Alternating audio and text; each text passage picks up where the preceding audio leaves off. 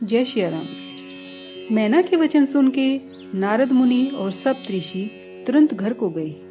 तब नारद जी ने पूर्व जन्म की कथा सुनाकर सबको समझाया। हे मैना, मेरा सत्य वचन सुनो।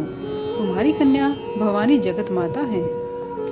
ये अजन्मा, अनादि और अविनाशी है और सदा से शिव जी की अर्धांगिनी रहती हैं। यही जगत में उत्पन्न, पालन और संहार करने वाली हैं और अपनी इच्छा से ही लीला देह धारण करती हैं। ये पहले दक्ष के घर जन्मी। वहाँ यह सुंदर शरीरधारी सती हुई।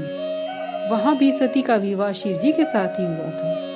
यह कथा संसार में प्रसिद्ध है। एक बार शिव जी के साथ वन में जाते हुए रघुकुल भास्कर श्री राम जी को इन्होंने देखा और उनका मन ये जानने को तैयार नहीं था कि ये स्वयं भगवान विष्णु हैं।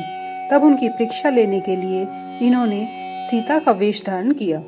सती जी ने सीता का वेश बनाया। इस अपराध से शिव जी ने उन्हें त्याग दिया। तब शिव जी ने के वियोग में पिता के यज्ञ में योग अग्नि में भस्म हो गई।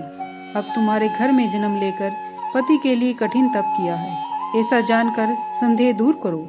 पार्वती जी सदा शिव जी की प्रिया हैं।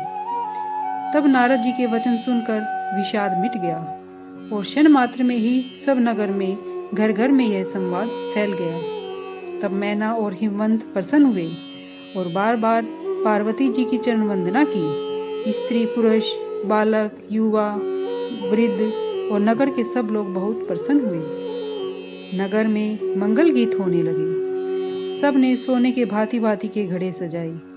पाक शास्त्र में जैसी कुछ रीति है उसी के अनुसार भांति से ज्योनार हुई। उस ज्योनार का क्या वर्णन किया जाए। जिस घर में जगत माता भवानी वास करती हो, सब बाराती विष्णु, ब्रह्मा और सब देवता आदर सहित बुलाए गए। अनेक पांतों में ज्योनार बैठी। चतुर रसोइये परोसने लगी। स्त्रियां देवताओं को भोजन करते जानकर मधुर वाणी से गाली गाने लगी। सुंदर स्त्रियां मीठे स्वर से गाली गाने लगी और व्यंग्य भरे वचन सुनाने लगी। देवगण सुनकर सुख पाते हुए भोजन करने में देर लगा रहे थे। भोजन करते समय जो आनंद हुआ वह करोड़ों मुखों से भी नहीं कहा जा सकता। भोजन करते सबके हाथ मुंह धुलवा कर सबको पान दिया गया। तब जहां जिसका वास था वहां सब बाराती चले गए। फिर जानकर मुनियों ने हिमवंत को लगन सुनाई और ब्याह का समय देखकर देवताओं को बुलावा भेजा। सब देवताओं को आदर सहित बुलाकर यथा योग्य आसन दिए। वेद विधि से वेदी बनाई और स्त्रियां श्रेष्ठ मंगल गीत गाने लगी। एक अत्यंत दिव्य सिंहासन पर, जिसका वर्णन नहीं किया जा सकता क्योंकि उससे स्वयं ब्रह्मा जी ने बनाया था, शिव जी ब्राह्मणों को प्रणाम कर अपने प्रभु रघुनाथ जी का स्मरण करके बैठ गए। फिर मुनीश्वरों ने पार्वती जी को बुलाया। श्रृंगार करके सखियां उन्हें ले आई। उनका रूप देखकर सब देवता मोहित हो गए। ऐसा कौन कवि है जो उस छवि का वर्णन कर सके। जगत माता और शिव प्रिया जानकर देवता ने मन ही मन में उन्हें प्रणाम किया। पार्वती जी सुंदरता की सीमा है। उनकी सुंदरता करोड़ों मुखों से भी वर्णन नहीं की जा सकती।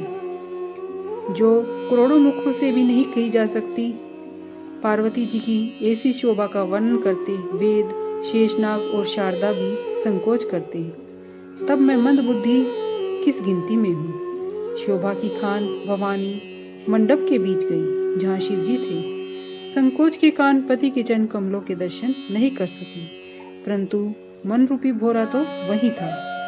मुनियों की आज्ञा से शिव पार्वती ने गणेश जी का पूजन किया।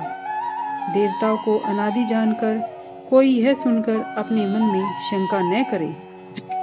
विवाह की जैसी विधि वेदों में कही गई है, महामुनियों ने वह सब करवाई। तब हिमवान ने कुश लेकर और कन्या का हाथ पकड़कर उसे भवानी जानकर शिव जी को दान कर दिया। जय शिव शंकर।